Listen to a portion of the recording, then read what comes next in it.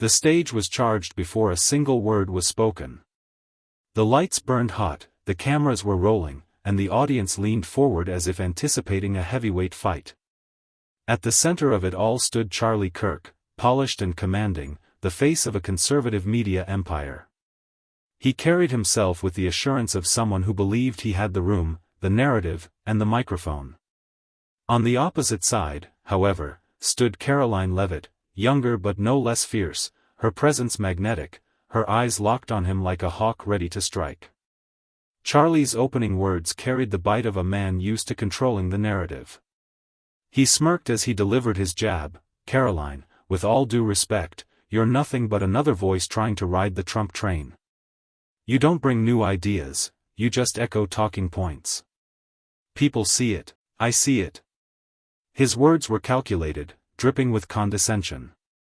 The audience gasped, some laughed nervously, others shifted uncomfortably. Karoline didn't flinch. She let the silence stretch, the tension grow heavier, before leaning slightly toward the microphone. Her voice was steady, measured, but laced with steel. "You think you're the gatekeeper of conservatism, Charlie. But the truth is, you've become exactly what you claim to fight, another swamp mouthpiece, more concerned with panels and applause than with people." The room erupted, some cheering wildly, others booing, and suddenly the air was thick with energy. Charlie tried to interject, but Karoline pressed on, raising her binder high above the desk like a weapon. "I don't need to prove myself with photo ops and sponsorships. I've been on the ground, in the war rooms, in the campaigns, in the trenches. While you've been giving speeches, I've been winning battles. You call me a puppet? I call you a brand, polished, profitable, but empty." The words hit like a punch to the gut. The moderator's eyes darted nervously from one to the other, but the audience was captivated, leaning closer, whispering, filming. It was no longer a polite exchange, it was a duel, and Karoline had drawn first blood. This wasn't just a clash of personalities, it was a collision of visions. Charlie represented the polished, media-driven conservative machine, while Karoline embodied the raw, unfiltered fire of the new guard. And as her words echoed through the hall, it became clear this wasn't going to be a debate. It was going to be a reckoning. The moment Karoline's words hit, the air in the studio changed. Charlie Kirk leaned back, lips tightening, a flicker of surprise flashing across his face. For a man used to dominating conservative spaces, being publicly called a swamp mouthpiece was a rare punch to the jaw, and this time, it had landed hard. But Karoline wasn't finished. She leaned forward, eyes locked on him like a sniper's scope. "You know what I see when I look at Turning Point USA rallies," she said, voice rising with each word. "I see Instagram filters and merch tables. I see carefully curated outrage. But where's the grit? Where's the sacrifice? Where's the actual fight?" A hush fell across the studio as she continued, her tone sharper now, biting. "You love to talk about defending America, but where were you when communities were locked down and churches shuttered? I was on the steps, standing with pastors. You were on podcasts." Charlie raised a hand in protest, but the moderator didn't dare cut her off. The audience could feel it. Karoline wasn't speaking from notes, she was speaking from scars. "You lecture about culture wars, Charlie," she said, her voice low now, deadly. "But to you it's a content strategy. To me, it's real. I've faced the death threats. I've been locked out of rooms. I've had to fight through the establishment you pretend to oppose. And when I look at you, I see someone who talks tough, but folds the moment it threatens his brand deals." The room shuddered with applause, gasps, even murmurs of "she's right." Charlie, for the first time, looked like a man unsure of his footing. Finally, he responded. "This isn't personal, Karoline.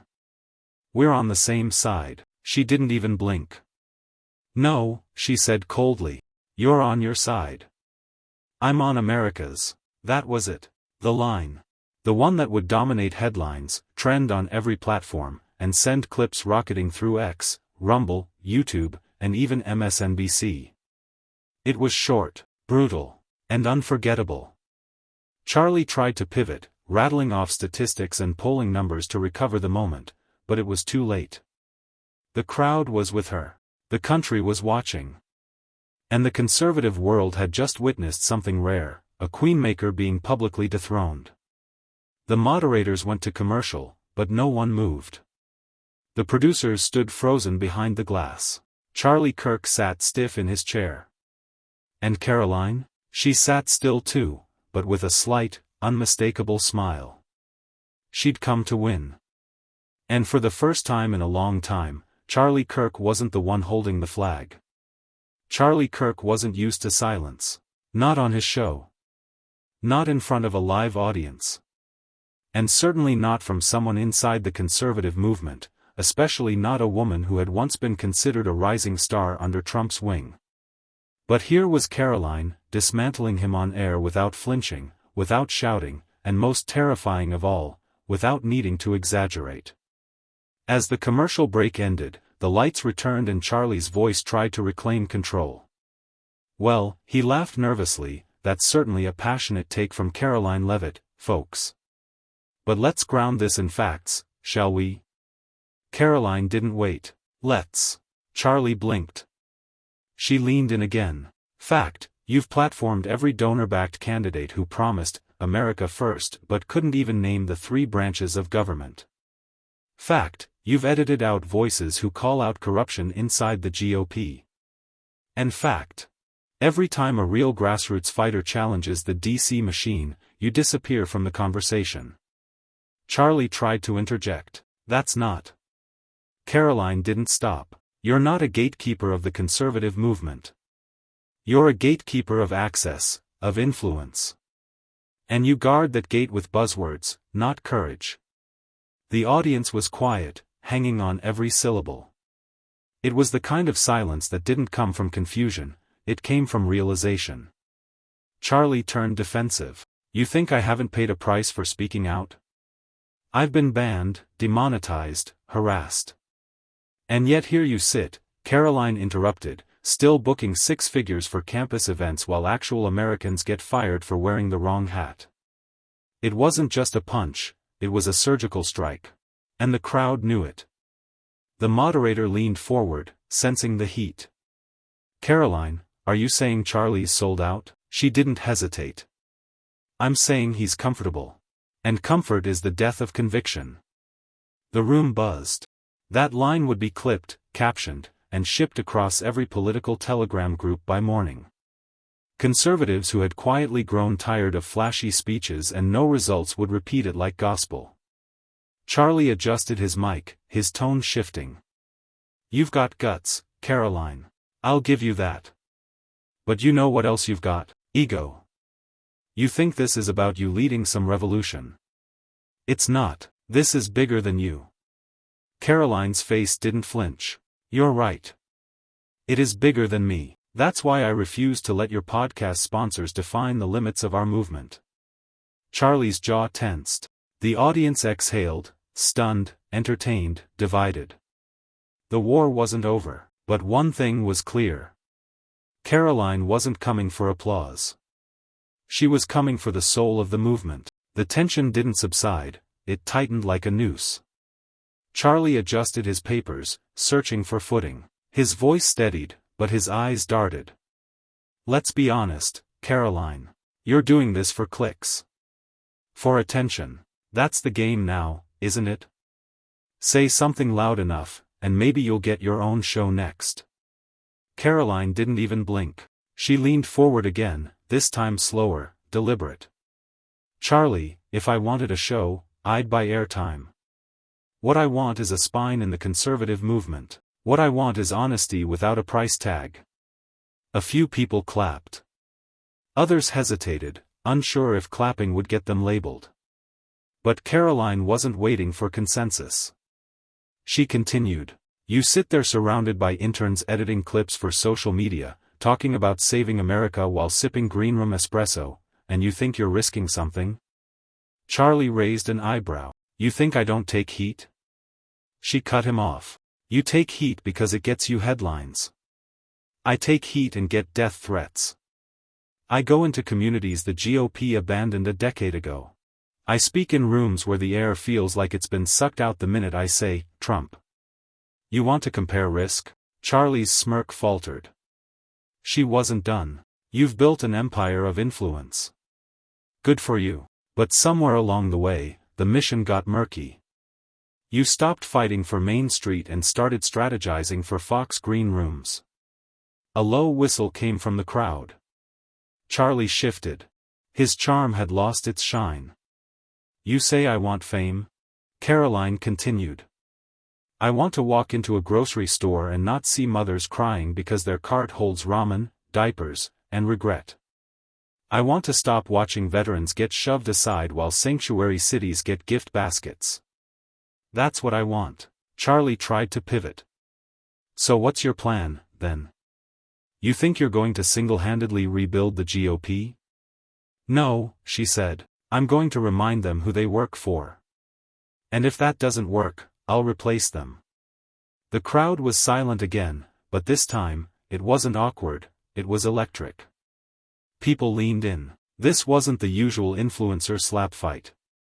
This was someone pulling back the curtain, exposing the machinery both left and right had grown comfortable with. Charlie Kirk sat back. For the first time all night, he didn't have a response ready. And Karoline? She didn't need one. Because the message had already landed like a punch. She wasn't here to network. She was here to disrupt.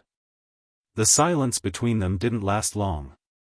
Charlie leaned forward, placing both elbows on the table, voice low but laced with challenge. You talk tough, Karoline. But when was the last time you actually won something? It's easy to shout from the sidelines.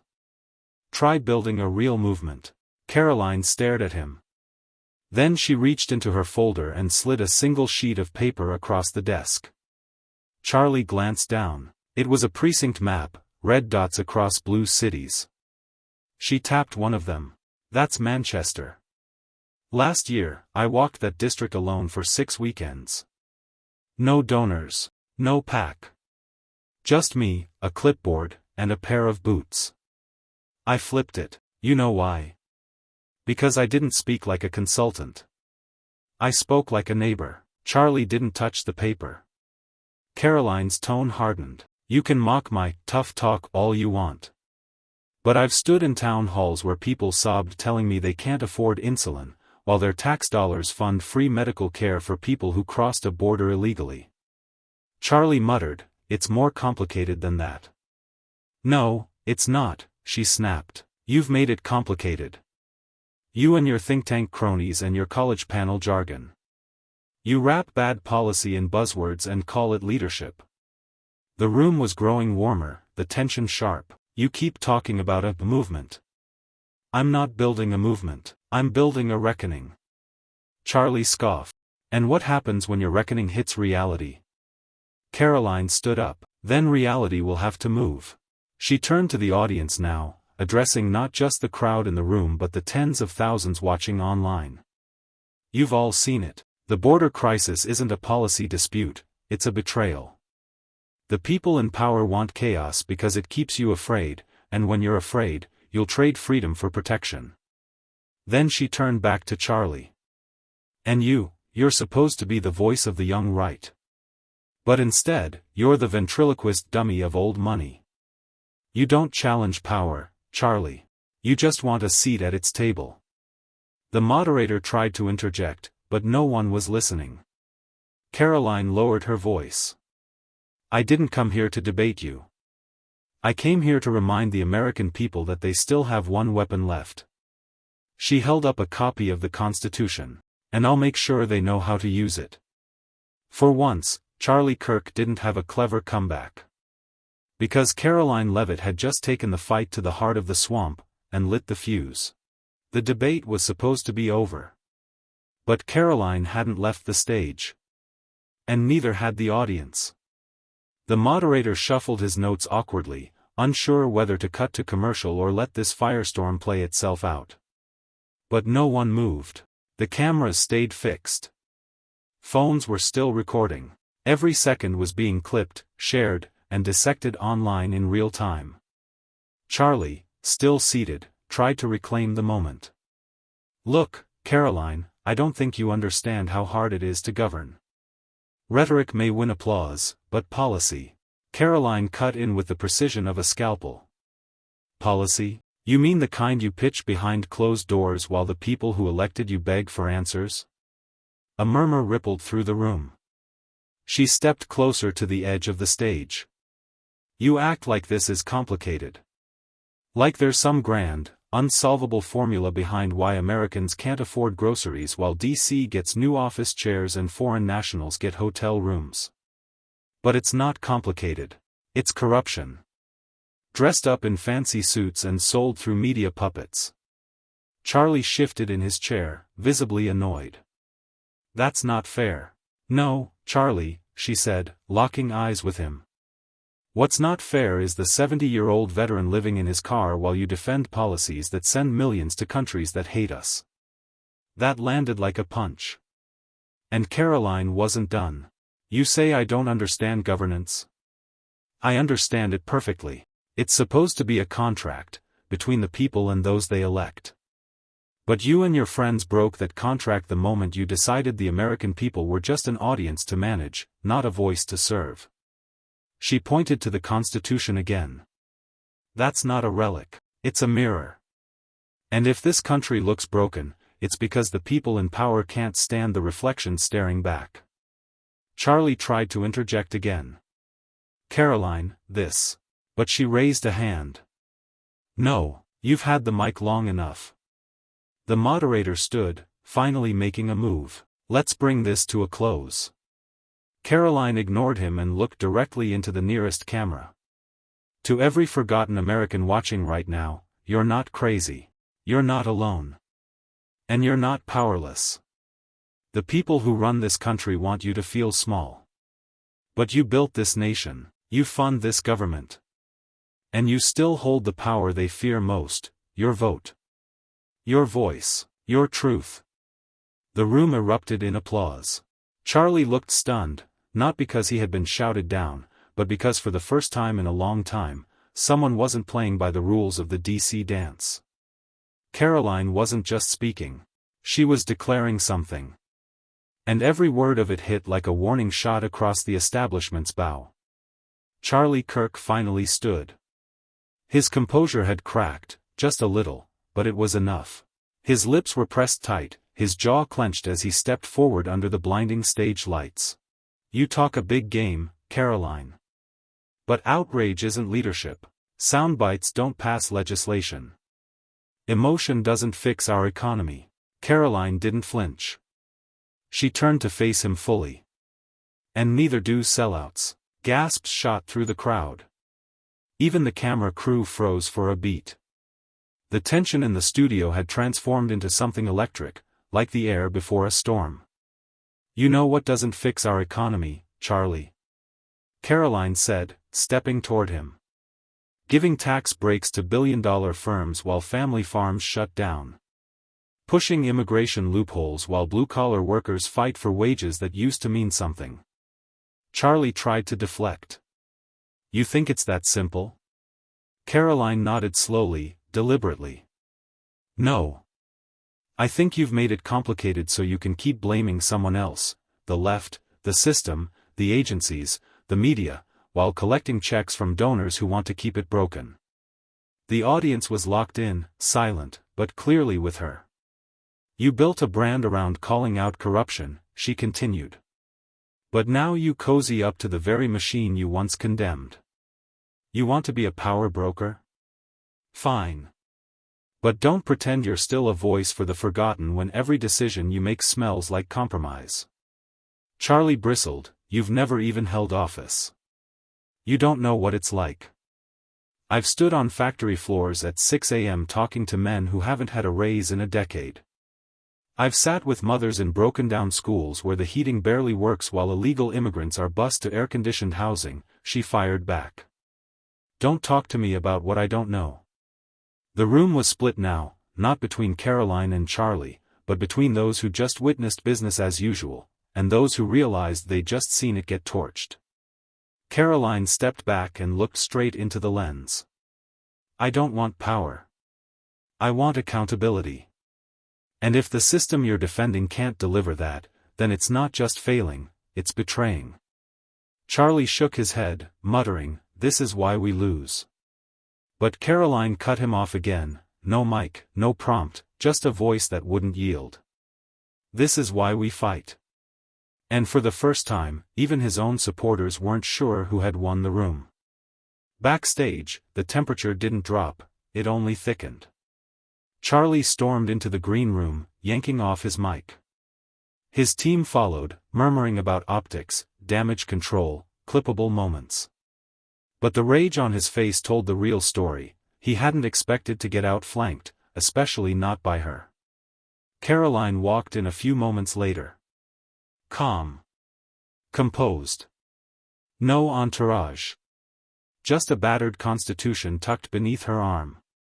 "Nice performance," Charlie said, his tone dripping with condescension. "You playing to TikTok now?"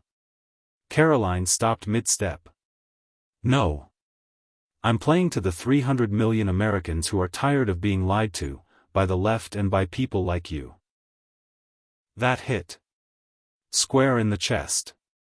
Even his staff flinched. Charlie crossed his arms. "You don't get it. This movement needs discipline. Strategy. Not emotional outbursts and Constitution cosplay." Karoline raised an eyebrow. "You think quoting the Constitution is cosplay? That explains a lot." He scoffed. "You're not building a coalition. You're fracturing one." "No," Karoline replied. "I'm revealing the fracture that already exists, between the people who fight for America, and the ones who fundraise off its collapse." A silence settled in. Then Karoline walked up to the table between them, laid down the crumpled Constitution she carried, and opened it. "This document doesn't need rebranding. It needs defending," she said. "You made a name for yourself attacking rhinos and exposing backroom deals. What happened, Charlie? Did the checks get too good? Or did the spotlight get too hot?" Charlie didn't answer. His silence was loud enough. Karoline didn't wait for permission. "You can keep telling people what they want to hear. Or you can join those of us telling them the truth, even when it's uncomfortable." She slid the Constitution across the table toward him. "Pick a side." Charlie didn't move. Karoline turned to leave. But just before the door closed, she looked over her shoulder and said it, not loud, but sharp enough to cut clean. "America doesn't need another brand. It needs a backbone." And with that, she was gone, while Charlie sat in front of the Constitution he used to swear by, now unsure if he could still stand behind it. The debate had already boiled over by the time Karoline leaned forward, her voice now a low, dangerous calm. "Charlie," she said, slicing through the tension like a blade, "do you even believe what you're saying anymore, or are you just reading off someone else's cue card?" Charlie's eyes flickered.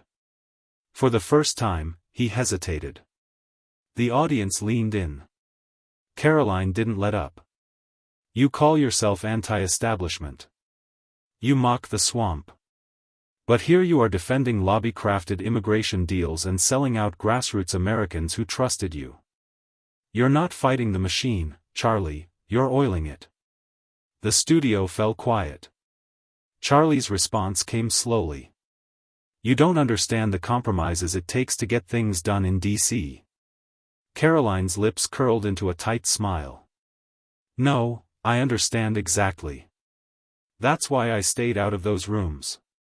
Because every time someone says, compromise, it means someone else, the working class, the forgotten, the backbone of this country, gets betrayed." Charlie opened his mouth again, but Karoline raised a single finger. "You were supposed to be the voice of a movement. Instead, you became its filter. You turned outrage into ad revenue. Faith into talking points. Patriotism into performance." The moderator didn't interrupt. Charlie turned his gaze downward, only briefly. Karoline leaned back, still holding the floor. I came here to fight for people who can't afford to play nice in Washington. If that makes me the villain in your club, so be it. The crowd began to clap, not all of them, but enough to cut through the air like a warning shot. A movement was shifting. Outside the studio, cameras swarmed. Social media was already flooding with clips of Karoline's final statement, circulating faster than anyone in Charlie's camp could contain. Swamp Mouthpiece was trending. But more than that, people were resonating with what they had just seen. Karoline stood at the exit, reporters firing questions at her. One asked if she regretted being so blunt. She didn't flinch. America doesn't need politeness right now. It needs truth. And if that truth offends someone in a think tank or a green room, that's not my problem. Across town, Charlie's team was in full spin mode. Statements were drafted. Podcasts prepped with context. But the internet had already chosen its clip, and it wasn't his. By the next morning, headlines echoed the shift. Leavitt shreds conservative elite narrative on live panel. Grassroots firebrand shocks establishment with blistering truth. Karoline Leavitt, the voice the base was waiting for. Karoline released her own short video, speaking directly to camera. Don't let anyone, left or right, tell you that you're too angry to be heard. You're not. You built this nation. You fund this government. You raise the families, run the farms, defend the borders. If they're comfortable and you're not, they're the problem. And I don't answer to them. The views racked up by the minute. Back in Washington, those who had underestimated her the most were now re-watching the footage, realizing she hadn't just taken a shot at Charlie. She had drawn a line in the sand for everyone. Karoline wasn't just talking to Charlie Kirk. She was coming for the whole machine. Let them spin. Let them panic. Let them rush to clean up their narrative. Because what happened on that stage wasn't a slip, it was a shift. Karoline Leavitt didn't just confront Charlie Kirk. She exposed the polished betrayal hiding behind patriotic branding. She didn't come for applause, she came with facts, fire, and fearlessness. And she reminded every American watching. You don't need a suit, a studio, or a sponsor to speak the truth. You just need a spine. This wasn't the end of the conversation. It was the shot that cracked the glass between the base and the people pretending to speak for them. Because while the swamp funds their platforms, Karoline built hers on the voices they tried to ignore. And now? Those voices are done whispering.